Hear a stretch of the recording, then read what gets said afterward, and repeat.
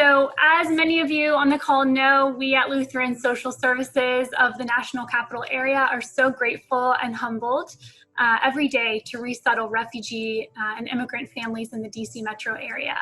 On our call today, we will be hearing from a few of our Good Neighbor partners in Maryland and Virginia who make this work possible.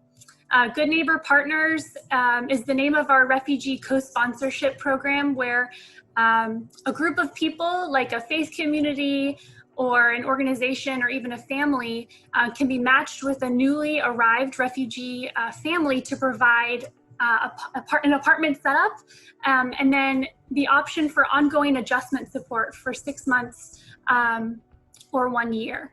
It's a great model for community support, and it's a beautiful way to engage our community to help our newly arrived refugee families in a very practical way, and especially during such a key transition in their lives here in the U.S. Today, we have a few Good Neighbor partners who are actively involved in supporting our refugee families, as well as a few clients who are supported by these GNPs. So first, we have Taliba Hassan from Dar al-Noor Islamic Community Center in Manassas, Virginia, and Debbie Bruce from Congregation Nur Shalom in Dale City, who are representing a GNP partnership between these two faith communities to jointly co-sponsor a family. This family is also on the call today. So we have Abdul Hamid Nouri, who is going to be sharing about his family's experience in working with this GNP and being supported by this GNP. We also have Dale Manty and Kathy Tobias, who are representing Capitol Hill Good Neighbors, which is a unique partnership of multiple faith communities in DC who serve as a coalition of sorts to do countless apartment setups for multiple refugee families, the majority of whom are in Maryland. And last but not least, we have Arif Girawal, who, along with his family in Virginia, has been co-sponsored by a GNP church in DC. We are so grateful for each of you today and excited to hear from you. Thank you for agreeing to speak and to share about your experiences.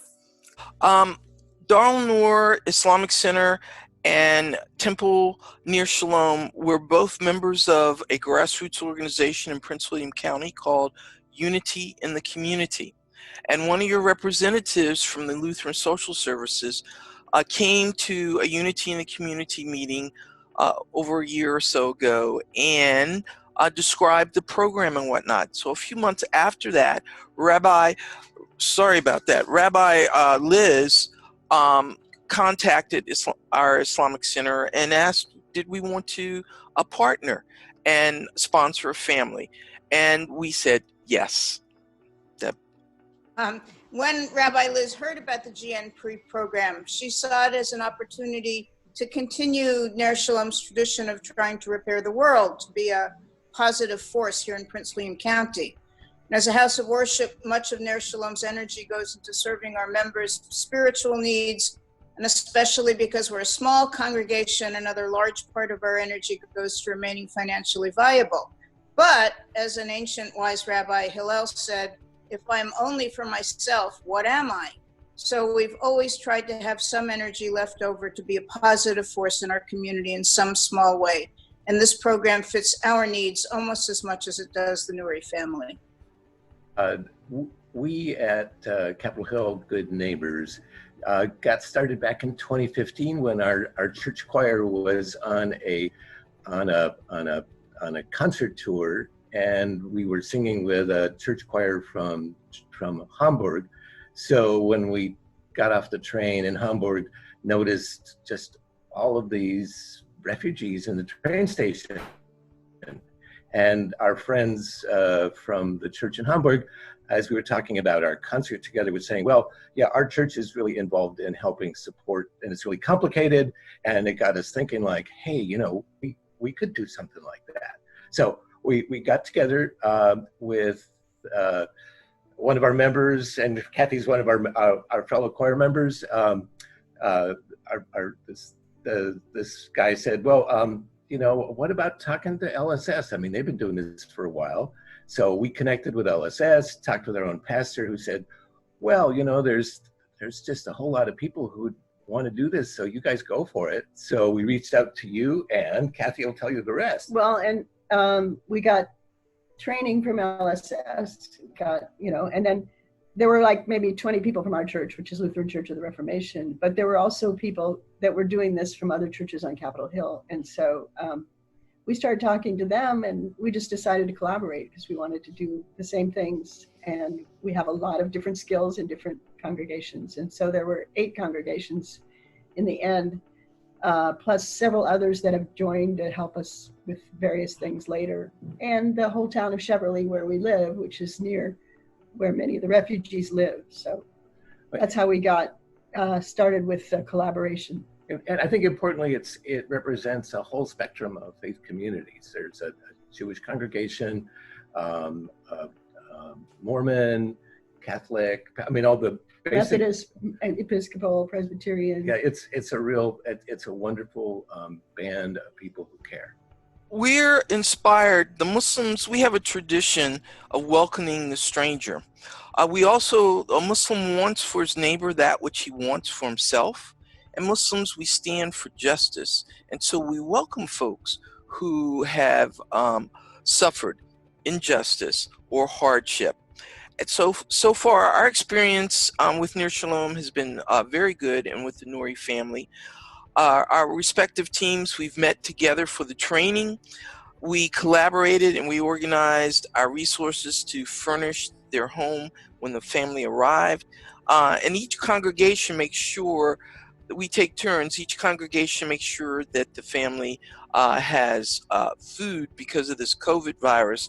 The lockdown prevented people from being out and about and getting jobs and things like that. Yeah, that having a large pool of participants has made the quality of our support so much better. As Taliba said, the Nouris arrived just as things shut down for the pandemic. And that means that our support's needed for a longer period of time. And having more volunteers and donors means each one can do a better job. No one's overwhelmed. I can afford to bring a better quality and quantity of food when it's my turn to contribute, if my turn doesn't come too often. So it's been great working with the larger congregation. آقای نوری حمید هستم. میشه ما با ترجمانی براتون میتونم کردم. میشه تشکر گروال صاحب. اینا سوال کردن تجربهتان چطور بودن همراه دفتر ما در کل که جا آمدین؟ بسیار خوب بود گروال صاحب، تجربه خوب بود، راهنمایی خوب بود، چون که نو آدم میاید یه چیز بلد نیست، یه جای بلد نیست دیگه. بسیار خوش هستیم از دفتر LSS و از دارالنور، ازشان بسیار خوش هستیم. تشکر میکنم ازشان. Everything went very well, even though we came here during the pandemic, but everything was smooth, and the help and support that we have received from LSSNC and also from the 2 congregations were awesome and helped us to move forward. Thank you for everything. Our experience was pretty good.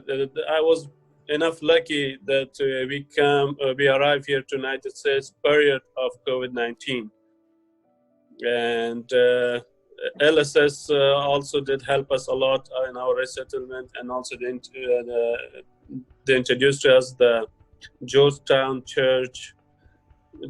by Protestant Church, and they did help us a lot in our resettlements. Without their help and without their support, it wasn't be easy for us to resettle here in the United States. And yes, they did help us a lot. They brought us a lot of home appliances, furnitures, and all other things that we would need. So yeah, that was pretty good, support. So we appreciate highly, and without their support, it wasn't easy for a person who come here for first time. Thank you for sharing that. And I know You mentioned, their help in the apartment setup, so having furniture and all of the supplies for your home. What other types of support, if you can, share a little bit, how, encouragement or support in your first few months of transition, how are those helpful for your family? So like other supports, the LSS that support us our rent for our renting payments and for other like our bills and these things, and Georgetown Church that support us not only with home appliances, with home furnitures. They support us also with cash, with car down payments, and Mr. Kim and his team did help us a lot, and they were very with generosity. They were very generous. So even they did help us to our health. They reach us to solve our health issues. Like when we come, unfortunately, in the US, we got some dentist issue, toothache issue, which is not supported here, which is not covered by our insurance. And the church that came ahead and they did said, okay, we're going to help you in this to solve your toothache issues and root canals and those things that were not covered by the insurance. For me, seeing the smiles on the faces of the Nouri family when I drop off supplies, that's very, very rewarding, as well as knowing that they're now in a safer place than they were before, and they now have lots of opportunities. That's very rewarding. Yeah. Meeting the folks you're helping, not just writing an anonymous check, welcoming people to your community. It's all it's good for us.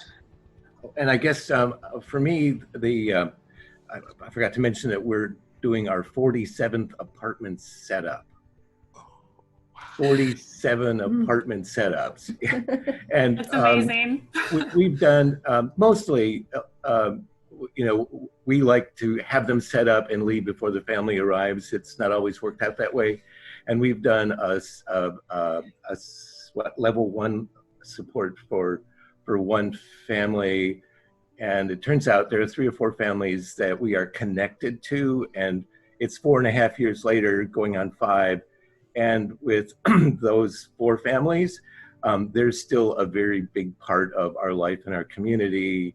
And so I think that with our extensive network of churches, faith communities working together, we probably run into a couple hundred volunteers. And I think the richness of that connection has been really powerful for me. And I think Dale has been especially good at building partnerships with places like Community Forklift, or helping to build that, and with Goodwill and others who have been able to help with furnishings.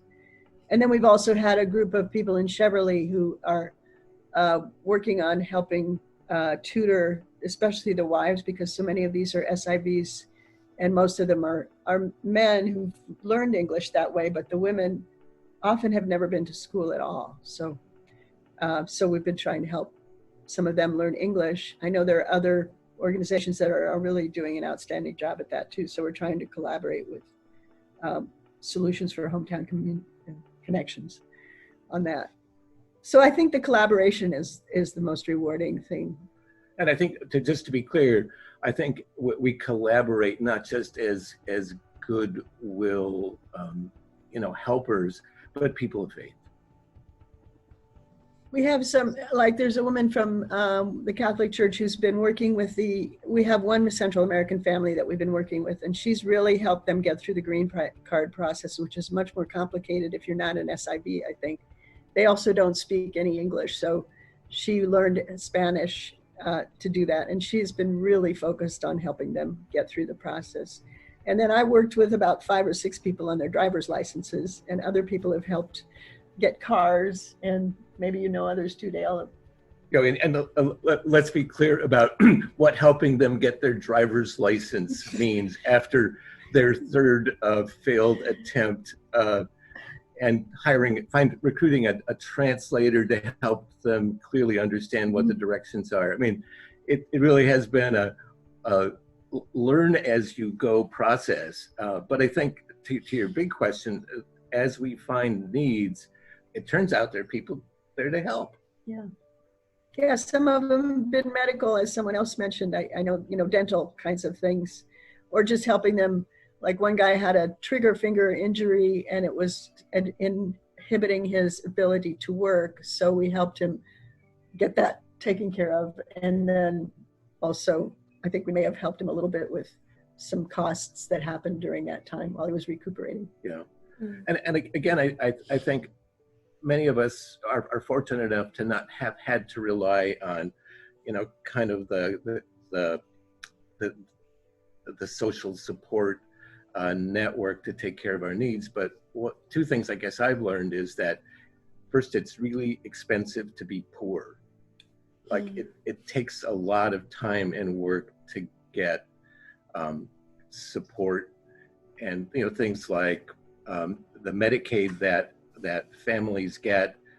It's very limited for dental coverage. So early on, with people who came from a life that was really complicated and with limited dental and medical support back in Afghanistan, there were expensive abscesses that had to be dealt with, and part of our challenge was to find a place to go and then the money to pay for it, because the Medicaid coverage for dental work, as some of you may know, is I think it's about $75 a year for dental, and that's not going to cover even one extraction. So again, it's then finding people who understand how to navigate through that system. And we found them by just by asking around.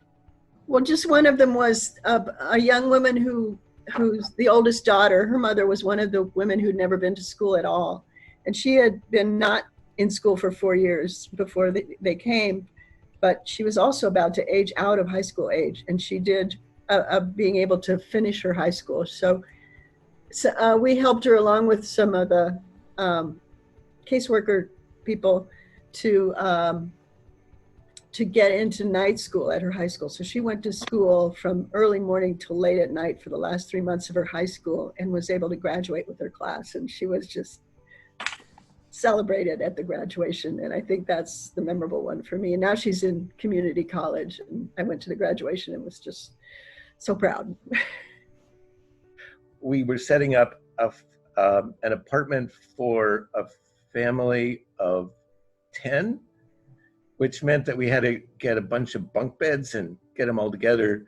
And we got them all together, and the family arrived with an 11th person we didn't know about, who had decided to come at the last moment. So we had to somehow quickly scrounge up at least a mattress and then later a bed for a family member number 11. For me, new mattresses were coming to be delivered. And so I and one of our team members who speaks Farsi, we went to the Nouri home on the day of the delivery, knowing they had just arrived, their English was limited, and it was a good thing that we were there because we had over-ordered the mattresses, so I was able to tell the workers to take one of them back. Now, a mistake that our group collectively, someone had donated some used ones, and what I didn't know is that I needed to pre-arrange for the company, the mattress company, to remove those mattresses. And so the Nouri boys, I put my back seat down in my car. The Nouri boys put the mattresses in the back. And so the oldest son and I, we went to the Prince William County dump recycle center, and we managed to pull them out my car and dump them in the dumpster. So that's something I'll remember. My husband and I attended the welcome dinner for the Nouris that Dar el Noor held, And we met them all, the parents and the children. They're a family of 8 folks. And we watched them in a new place, and we watched their shy smiles with the new people that for the most part they couldn't speak with. And it made me think of my own grandparents who came to this country as children with their parents. A frequent visitor to our house was my elderly Aunt Giddle, who had very little English. And it was like things coming around in a big circle. And I'm very happy to be part of the Nouri Circle to a good life in this country. Started talking to LSS-NCA in Lutheran Social Services in 2016 after we got back from Europe on our tour. And they gave us a couple of training sessions, and eventually they authorized us to give ourselves training sessions, but we also did, I guess, clearances for that you have to do. But we learned a lot from that training, and then really jumped in and learned a lot more as we got to know people and figured out how this works. So I think it's I would just say, jump in, call up LSS, find out how you get started, and then go for it. Yeah, Rabbi Goldstein and I, we sat down at a Starbucks one afternoon and we filled out the application, and we filled out what level that we wanted to do. And I had prior approval from our board and she from her board. And so we went to sponsor for a year. And all that entails having a welcome meal upon their arrival, within a week or so of their arrival. It entails helping, if need be, hunt for apartment, but the Lutheran Social Services found the apartment for them. The two, Ner Shalom and Darul Noor, we furnished the apartment. And then, we had lined up driving them to their appointments. When they first get here, people have to apply for their green card. They have to go get a physical. The kids have to be registered for school. Our family arrived right around January 20th or so, and we had a welcome dinner for them maybe the first weekend in February, and then everything started to shut down, and so a lot of those appointments got canceled. But as far as being in the program, we applied. Once we got accepted, it was really a good 6 to 8 months before we got our family, because when different families come in different places, for example, they asked us did we want to do a family in Centerville. Well, Centerville is next to Prince William County, but it's not really in Prince William County. And we felt that our teams would rather work with someone in Prince William County. And so we had to wait a little while longer. So in the meantime, we did get training, and you do have to, if you're going to spend more than an hour a week with the family, you need to go through a security check. So that took a bit of time. Some people logged in and did their security background check real quick. Others who are a little older and aren't into computers, I had to sit with them and log them in, and they get an email. And so everybody does need to, who's going to be working with the family any extensive time, like driving them to appointments and things, does need to have a background check. So then when they came, we were set and ready to go. So I think it's a rich and wonderful experience, but it kind of evolved as we have come along. And I think something that's really been important as we sign on to this is to both appreciate and support our own community of people who are involved in others. Because as I've alluded, we've gotten involved in the thick of some families with some really dicey issues, and we run into some people with some personality disorders that are, gets real messy. And it turns out that dealing with them and being effective requires sort of extra help and support. And so I think it's important for our community of helpers and sharers to also support ourselves with other resources, and I think our faith base has been really powerful in helping us deal with some really complicated situations. Yeah, and I think there's so much willingness out there to help. I think the challenge for us right now is figuring out how to do that best during this COVID time. But we're looking for ways and finding ways, and there are things that we can do remotely. And LSS probably needs even more support right now, both financially and however. We got a grant for a new van, and we have this old van we've had, church van, for a long time. It's 24 years old, yes. And so we're about to get a new van, and mainly we're not going anywhere because we're in our later years.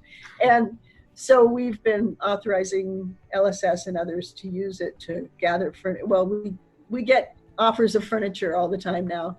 And so, Dale might go pick up some furniture, but we're trying to minimize the amount of contact. And so we're authorizing others to drive the van to get furniture and deliver it and so on. Great. So I think just look for opportunities, and there's a lot of expertise and interest and willingness out there.